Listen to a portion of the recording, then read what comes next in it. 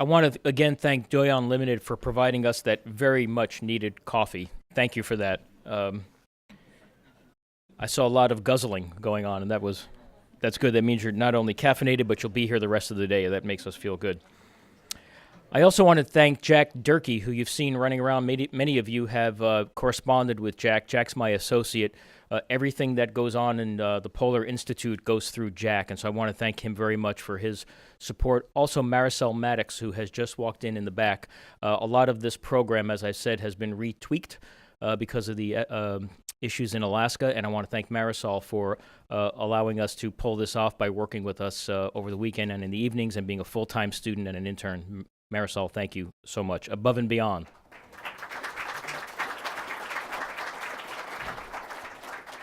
So I called a while ago our friend and colleague, Admiral Zu Kaufen, and I said, I know you're retired and enjoying Hawaii, but the Arctic needs you.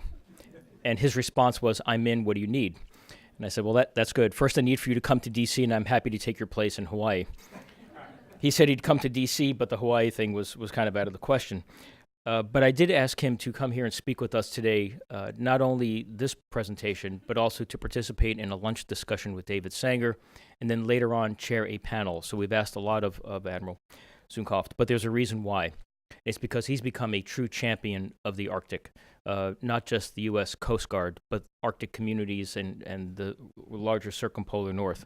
Let me just briefly highlight a few points about Admiral Zu Kaufen, and then we'll come here and ask him to talk about the U.S. and the Arctic challenges and perspectives from his point of view, which I think weaves nicely with the themes we heard this morning. So affectionately known as Admiral Z, he served as the 25th Commandant of the Coast Guard from 2014 to 2018. During this period, he initiated a strategy-driven budget with the emphasis upon the Arctic, Western Hemisphere, cybersecurity, human resources, and the maritime transportation system, culminating in the largest appropriation in Coast Guard history to modernize its fleet, grow a more diverse workforce, and upgrade its aging infrastructure. Admiral Zu Kaufen was instrumental in the formation and the execution of the Arctic Coast Guard Forum, a very tangible, practical demonstration of all 8 Arctic nations working together, including the Russian Federation. Admiral Zu Kaufen continues to support this important work of the Arctic, and we very much appreciate him being here today. Please welcome to the podium the former Commandant of the United States Coast Guard, Admiral Paul Zu Kaufen.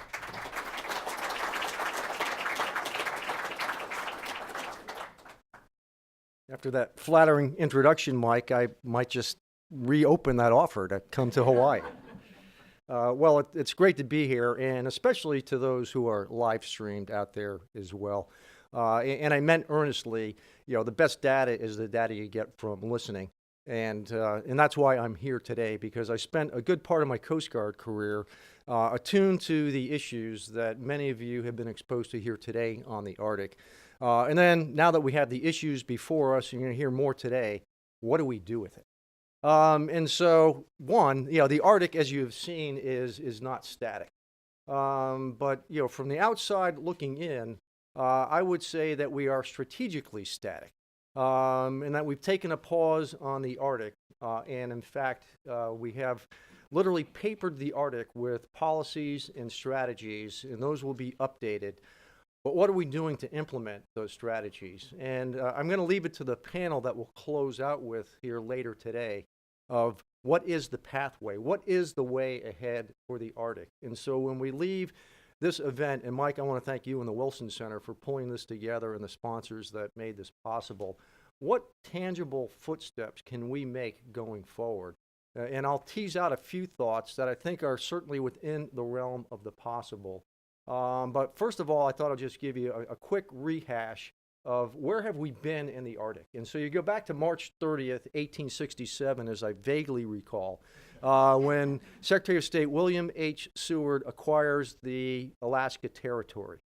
And it was dubbed Seward's Folly. So fast forward 151 years. Would we call that a folly today? But what would historians look back upon in 2018 as they see an opening ocean and people wringing their hands and fretting about it, but we do nothing about it? That, I would say, would be folly as well. Do we have strategies for the Arctic? Absolutely. We had the Ottawa Declaration, and out of the Ottawa Declaration came the Arctic Council, which has now been up and running. We had a great opportunity at the threshold when we had Canada and the United States as back-to-back chairs of the Arctic Council. And I thought if there's any time to have a one North America approach strategically for the Arctic, this would have been it. But we didn't quite get there. And then in the middle of our chairmanship, we had a change in administration, and it kind of let the air out of the balloon. And so the one thing we need to do is apply relentless pressure to the Arctic that can survive one political administration to the next. Now, there's a term that you'll hear about the Arctic, and it's called Arctic acceleration. I think many of you, and certainly the scientists in here, know what Arctic acceleration means, which means the climate is changing faster in the Arctic than it is anywhere else on the face of the Earth today. And there's a difference between climate and weather. But if you really want to get an appreciation for climate change, get your data from the first source. So a year and a half ago, I went with Angus King and two world-renowned climatologists, and we went out to the Jakobshavn Glacier in Greenland. It's spelled Jakobshavn if you're trying to find that or Google it. But it's the fastest moving glacier on the face of the Earth. And so we went out there, we met with the Inuit elders, and we said, so what are we looking at here? They said, well, if you were here 5 years ago, this glacier would have extended 25 miles further to the west.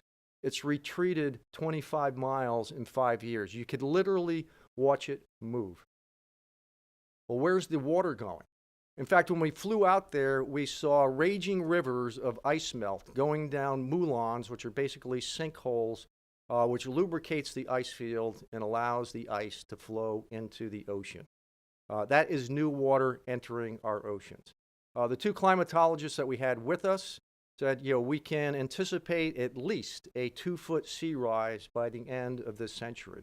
And that's just coming off the ice fields of Greenland. It doesn't even factor in, well, what about Antarctica? So that all comes back to infrastructure. So then you look at the one slide you saw in David Kennedy's slide deck was out in Shishmaref. I was out there with Senator Sullivan just about a year ago. And we met with the elders there. In fact, they have literally voted themselves off the island. They're hoping that the Army Corps of Engineers can put enough revetment in there to prevent coastal erosion. But you start looking at climate, rising sea levels, but what you also have is sea ice retreats. You have that natural buffer, that breakwater no longer exists, and so you have villages like Shishmaref and over in 30 others in Alaska that are being threatened by coastal erosion. So we have this arisal of what I would call environmental refugees. We already have one in the United States. It's in Louisiana. It's the Ile de St. Charles, and they voted themselves off the island at great expense, by the way. As land subsidence and sea level came up, they had to evacuate. So that's what's at stake. So what are some of our strategic frameworks beyond the Ottawa Declaration? We had the NSPD 66 and Homeland Security Presidential Directive 25 under the Bush administration that laid out a framework for the Arctic. Out of that, under the Obama administration, we had the National Strategy for the Arctic Region, which, oh, by the way, it never cross-referenced NSPD 66 or HSPD 25. But at least once that was written, the day after, the Coast Guard released its strategy for the Arctic as well. You don't want to write a strategy in a vacuum, and certainly not in this town. I like to say you can't swing a dead cat in this town without hitting a strategy. So we've heard a lot about strategies. And you saw Jeff Barker's presentation of the National Security Strategy and how that flows into an Arctic action plan. But then, as Shannon said, you have to go to page 40 to find some mention of the Arctic. I worked in the tank as we worked on the National Defense Strategy, the 4+1, which is now 5 pillars. But these are 5 pillars that address several peer competitors as well as violent extremism, North Korea, other regions as well. But you won't find Arctic in there as well. So the challenge we have is, who is the champion for the Arctic? And everyone in this room is part of that team. But at the end of the day, what is the final, what does this cell look like? Now, out of the National Strategy for the Arctic region, we stood up the Arctic Executive Steering Committee. And I would say the pause button has been hit on that as well. We will hear from a representative from the National Security Council. But if you want to bring whole of government together, you need that guidance team to bring it together as well. And whole of government, let's not leave out local and tribal interest as well. And it clearly has an international component to it as well. So when we look at the Arctic, and you've heard a number of these, what is at stake in the Arctic today? And I'll just rattle off a few of these. The first is natural resources.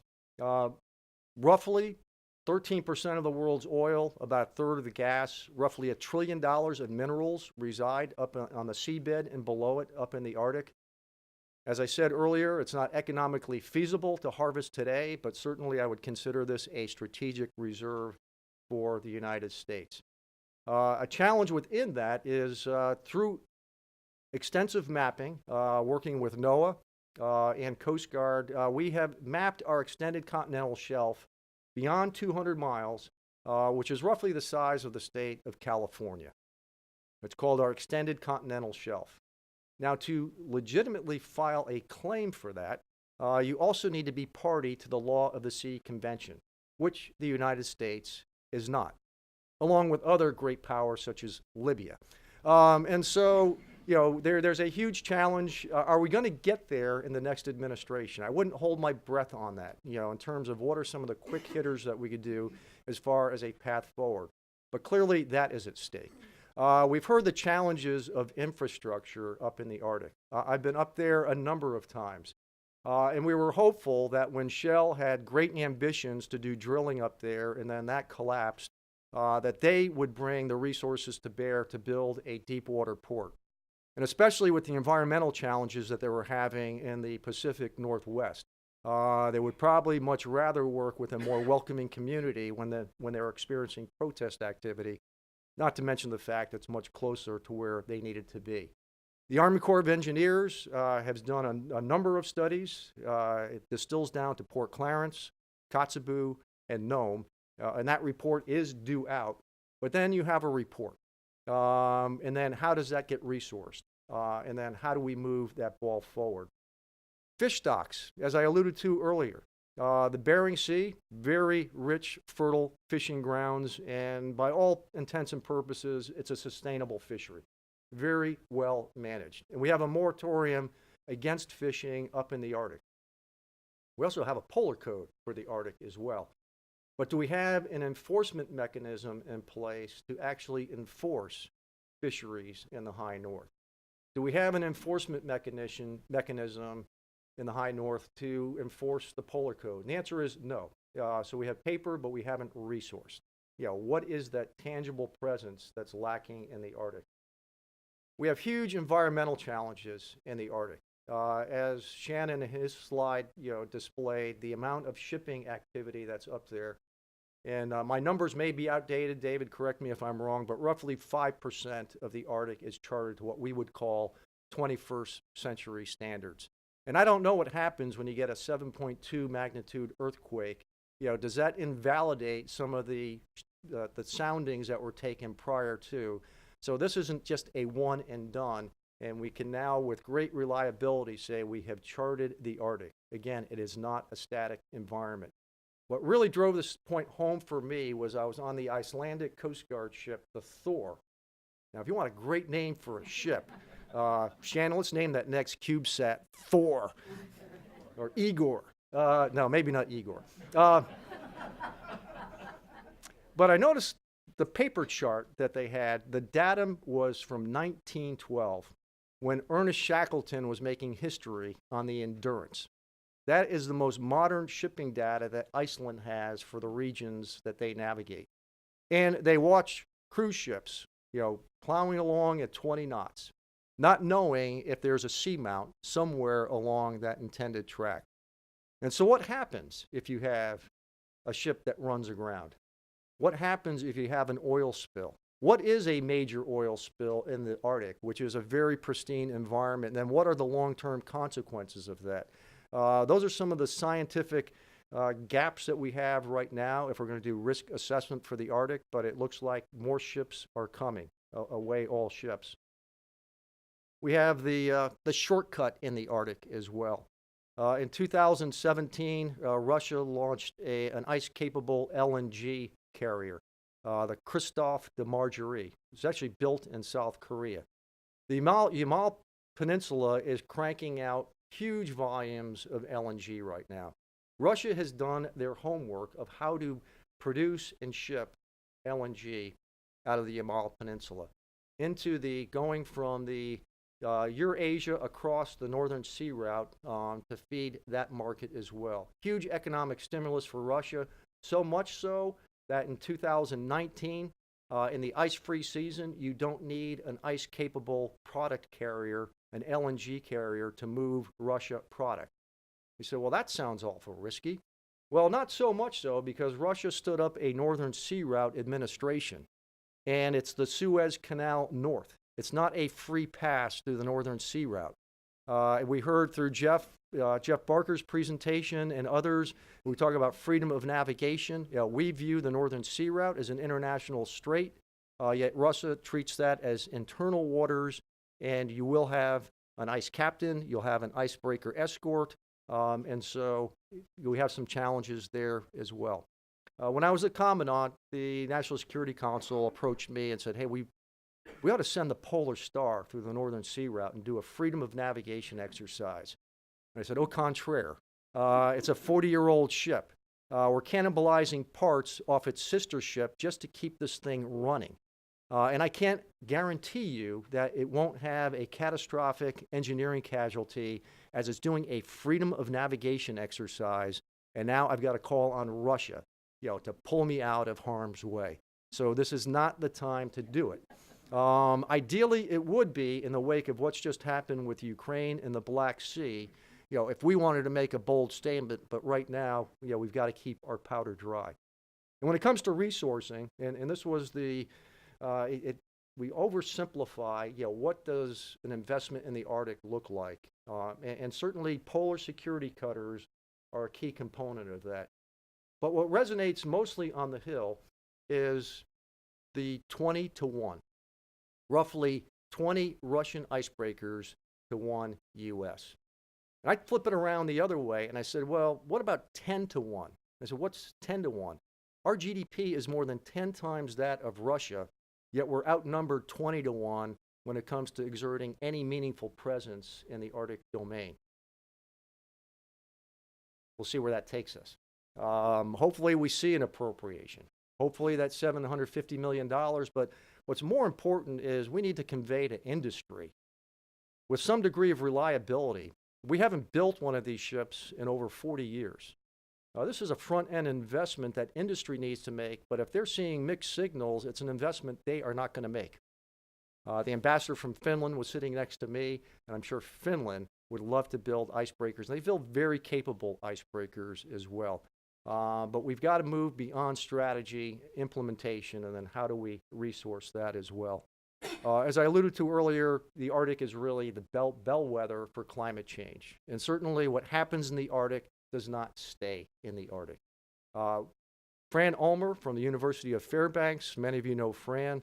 I talked to her this past summer, and she had been up to the North Pole on a Russian ship, and it rained on the North Pole. Most people aren't aware of that.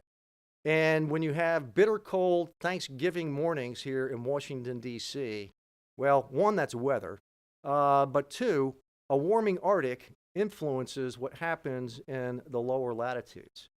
It influences the meandering of the jet stream, which brings in this new weather phenomenon called polar vortex. But the two are interrelated, and you can't look at one without looking at the other. The Baltic, they're seeing impacts to their environment. They're seeing red tides in the Baltic, decline in fish stocks. So again, a bellwether for change. It affects droughts. It affects wildfires. Mostly what we need to do is look at consequence management. If we deal with causality I think we are going to fail coming out of the starting block, but we need to deal with the consequences of a changing climate and the patterns that are developing, and then how do we think long-term to prepare for a change in climate. It was great that when Gary Roughead was the CNO and they did a study on climate change, because our largest naval base is vulnerable to a rise in sea level. If you're in Larchmont, Virginia, right near Old Dominion University, and you bought one of those really nice homes 20 years ago, every time we have a king tide, you have what they call nuisance flooding, which has culminated in a drastic decline in home values there. In fact, in places like Miami, which sits on limestone, which is porous, you can't build a seawall because water will come underneath it.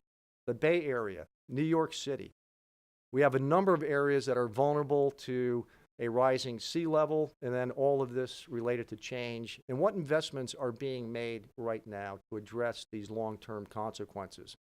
Or do we wait for the next Category 4 to 5 hurricane to bring storms further in, and folks say, well, they're going to rebuild where they were flooded the last time? But I see those as challenges going forward as well. The Polar Silk Road. Yes, the Silk Road goes through the Arctic as well. When I was in the Pacific Theater, in charge of our Pacific Command, and then even as Commandant, I would daily track, where is Shui Long today? On more than a few occasions, coincidentally, the Shui Long is doing scientific research in our extended continental shelf. I don't think it's a coincidence. We'd be naive to think so, but if at what point in time we claim this extended continental shelf of ours, China, who is a party to the Law of the Sea Convention, will say these are global commons, and this area is, we have a pattern of operating here. Where have we seen that story before? The 9-dash line. And so here we see it playing out right in front of us of what is the intent of China in the high latitudes. It is part of the global commons. You do have shortcuts to European markets, and certainly China does not want to be left out of there as well. And we heard a little bit about militarization of the Arctic. We looked at search and rescue stations in Russia that are now dual purpose. They're being militarized. In the year 2021 or thereabouts, Russia will deliver 2 ice-breaking corvettes. These are basically icebreakers that are outfitted with cruise missiles on them. So what's up with that? At the same time, we have gaps in our domain awareness in the high latitudes. So we'll talk about this in one of the panels later, but what does militarization of the Arctic? Is it more than F-35s going up there and the 10,000 airmen that Iris had mentioned? What about standoff technology? Can we militarize domain awareness, using modern technology? Or is it a gray ship with a big U.S. flag on it? So that's a discussion that is ripe for further exploration, as well as what do we mean when we say militarization? And then finally, I will call it command and control of the Arctic. So we have Northern Command, NORAD, and I remember with one of the former NORTHCOM commanders, and I won't say which president, but said, so what do you do in the Arctic? And the response was, well, we track the whereabouts of Santa Claus on Christmas Eve. Well, it's a lot more than tracking Santa Claus. And if you ask EUCOM, they might have a different story. But if we're really going to have unity of effort, at least within the Pentagon, when it comes to the Arctic, we need to do a tech refresh, if you will, on the unified campaign plan. Ideally, one commander, one belly button that you could push. And also that same belly button, if you will, we have Joint Interagency Task Force. We have one at Southcom. We have another one at PACOM, GIADF West at PACOM, Indo-PACOM, and we have GIADF South working for Southcom. I think the time has arrived where we look at a GIADF North, and certainly under the auspices of not just DOD, but this is really whole of government, domain awareness. I would suggest that a good place to start would be at NORTHCOM, where we already have a long-standing relationship with Canada. Our ally, our Arctic equities certainly resonate with Canada as well. But that might be a start going forward as well. So I'll leave it up to the next panel, and I'll open it up to some Q&A. But if we start looking at, what is a path forward for the Arctic? What are some near-term accomplishments that we can attain in the Arctic? For starters, we need to look at infrastructure. Let's pin down, where we need infrastructure. If we're going to be in the Arctic, the distances are too great, and we just can't get there from here. So let's begin with infrastructure. And part of that infrastructure is also our ability to communicate and move large bandwidths of data in the Arctic as well. So we need a champion for, this would most likely be space-based technology. There is fiber optic now coming up to the North Slope. But what does it take to operate in those high latitudes and provide real-term awareness? Domain awareness, and it's great. Coast Guard has got CubeSats for search and rescue, but we need to go a little bit further there. We need to revitalize the Arctic Executive Steering Committee.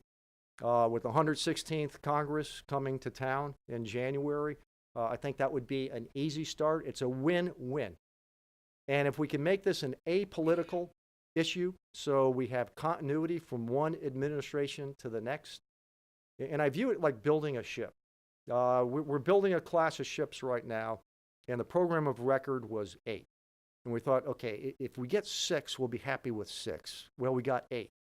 And in fact, the shipbuilders in the state where they were being built, they liked them so much that we're building 11, and we'll probably get a 12th. And so we need to do the same thing with the Arctic so that this is a sustainable, long-term view of the Arctic, and we don't do it in 2, 4, and 6-year increments, but it's a long-standing piece as well. And there's a number of veterans from the Arctic, and certainly those of you out in the audience as well.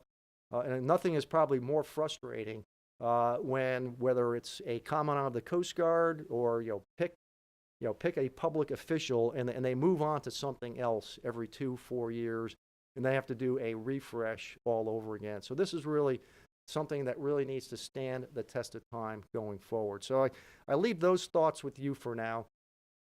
Stay tuned for the panel. Do stick around this afternoon because we really got some heavy hitters coming in as we look at some of the opportunities we see going forward to advance some of these thought pieces that I've put before you today. But with that, Mike, I think I've got a few minutes. So I'd be happy to open it up to questions and answers. Yeah.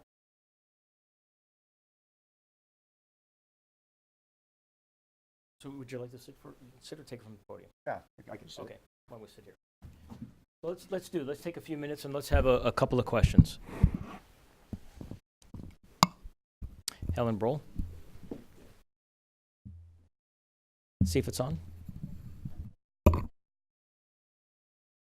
Transportation system. Thank you for your presentation. My question has to do with your interest in infrastructure in the Arctic. So the Committee on Marine Transportation did do a recommendation and an assessment of the maritime transportation system aspects of infrastructure needs in the U.S. Arctic. But on the defense side, are there things in particular that separate out from, let's say, what we would need for commercial maritime transportation needs? What are some pieces on the defense side of infrastructure that you think is needed in the Arctic? Yeah. You really can't look at them separately when you start looking at whether it's commercial or military. And I say that, living in an island state. You know that there's a disturbance in the force as in the commercial sector, when we've had the longshoremen go on strike. And going across the Poly Highway, you can't see the driver because the car is loaded with toilet paper. And so in Hawaii, you run out of toilet paper in 7 days. So it doesn't matter if you're military or civilian, you're out of toilet paper. But that same supply chain is also supporting our military component as well. So as I see a port, I see them as dual purpose ports. In Hawaii, there's a narrow spit of sand that separates the port of Honolulu from Pearl Harbor, but the two are clearly interdependent, if you will. So when I start looking at ports, I don't see these as a one purpose, but certainly a dual purpose. But the immediate need right now is for commercial, and that was driven home when we didn't get the fuel delivery into Nome. And at that point in time, we were able to call upon Russia to provide an ice-capable tanker escorted by the Coast Guard cutter Healy to resupply Nome. But I really see ports as these are clearly interrelated, commercially and military. But the greatest need right now is commercial.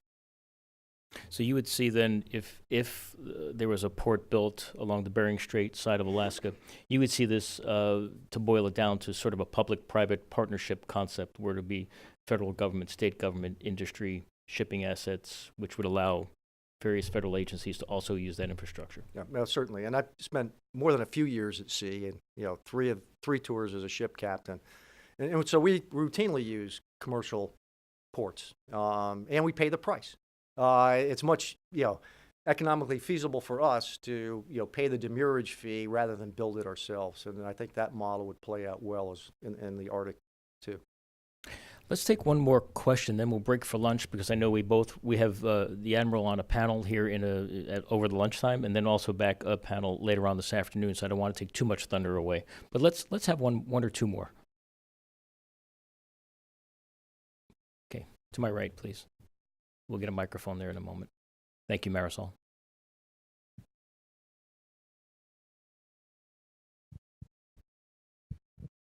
Hi, Rich Sorkin from Jupiter Intelligence. So there's a lot of excuse me.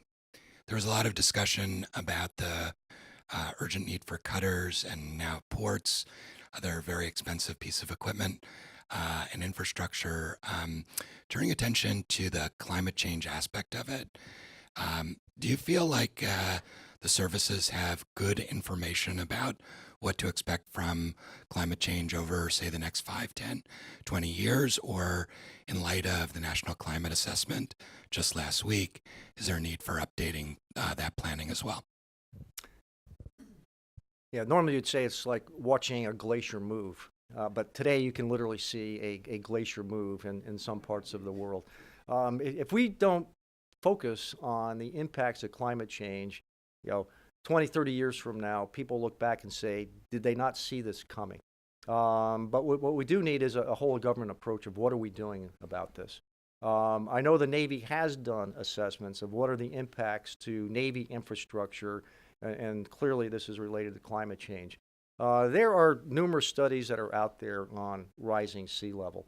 The conservative estimate is a 2-foot rise in sea level. Doesn't sound like a whole lot. You throw a storm surge on top of that, it is significant. Believe it or not, 90% of the Great Barrier Reef experienced coral bleaching in the last year. Something is going on out there. You have a warmer ocean, then obviously you have more water retention in the atmosphere, and now you have more severe natural disasters. Look what happened in Panama City and with our first Air Force. Significant damage out there. We don't normally budget for those type of catastrophes, and so you're dependent then on supplemental funding of how do we get our base put back together. So if we're not thinking, some of these I wouldn't call these black swan events, but predictable surprises, if we don't take that into account in our budgeting modeling in particular, I think we're going to find ourselves caught flat-footed. So I do see a need for us to continually harvest the information that is out there. And again, the big challenge right now is how do you model ice melt in Antarctica? There's some areas that are accumulating snowpack and others that are losing it. But again, we have a bit of a data void right now in terms of how do we model this and what might the impact and how soon might that be. But we really need to think long term. Let's look at our current deficit. Are we going to add to it and say, well, it's not going to happen on my watch. Someone will have to reconcile this at some point in time. Or do we take advantage and say, hey, let's look at our already challenges that we have in updating our infrastructure in the 21st century. The challenges are going to increase. They're not going to decrease in time. Great. Thank you. Would you all join me in thanking Admiral Zu Kaufen for his comments? Broad range of insights. Thank you very much, Admiral. I want to thank again Doyon for caffeinating us all morning and being a very good friend and supporter. Arctic Slope Regional Corporation Federal, ASRC Federal, is our lunchtime sponsor. And I know that because they not only have told me they're supporting us, but I can actually smell it here in the auditorium. So with that, let's break for lunch. We do have a lunchtime program, and we'll learn more about that in a few moments. Thank you again, Admiral. Yeah, thanks.